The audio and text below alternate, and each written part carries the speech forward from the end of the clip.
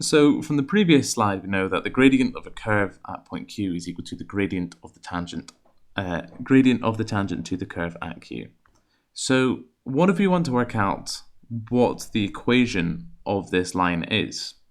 Well, tangents are straight lines, so they'll have the form of the equation, y equals mx plus c, or the general form of y minus point B equals mx minus point A. So to work out the equation of a line, we need the coordinates a and b, and also we need the gradient to that point.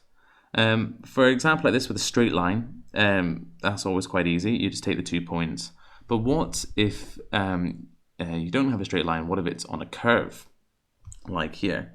How do we know the gradient here?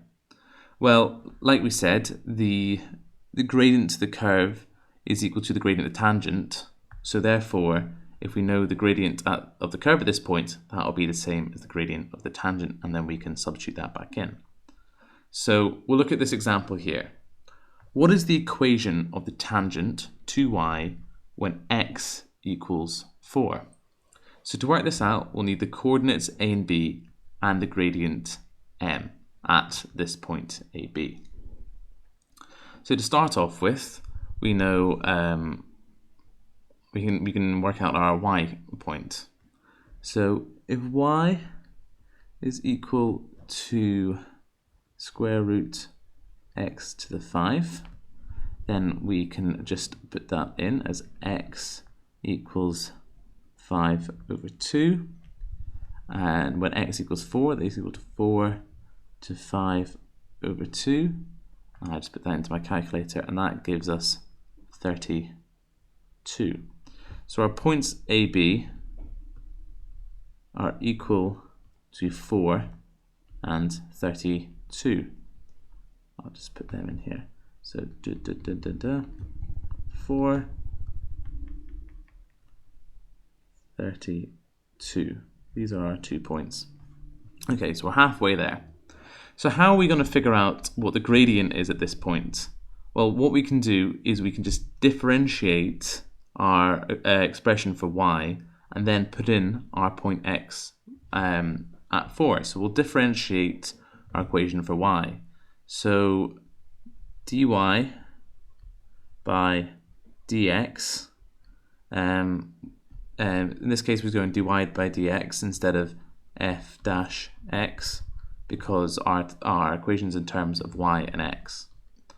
And that is equal to x to the 5 over 2 times 5 over 2 minus 2 over 2. So that works out as 5 over 2 x to the power of 3 over 2.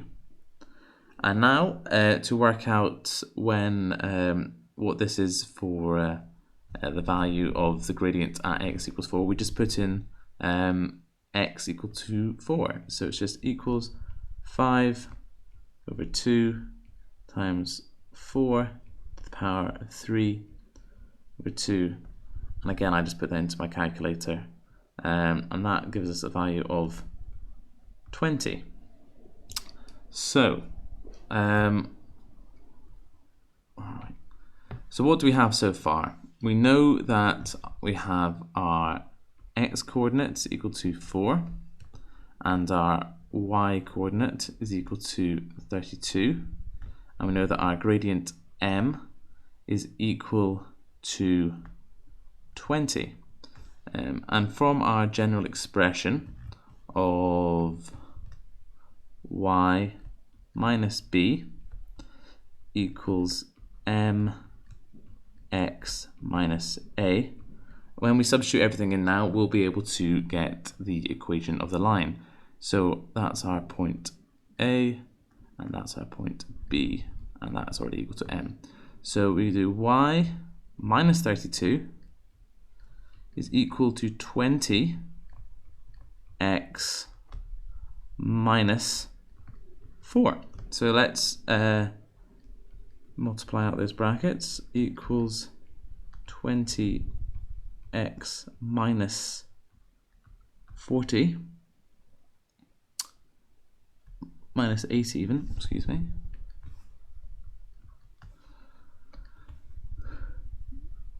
And then when you move the 32 over, we are left with our final expression of y equals 20x minus 48, which is just of the form of y equals mx plus c. And we can see here that if that's what do we say? If that's 32, and that's 4. What we're saying here is this is changing at a rate of 20, and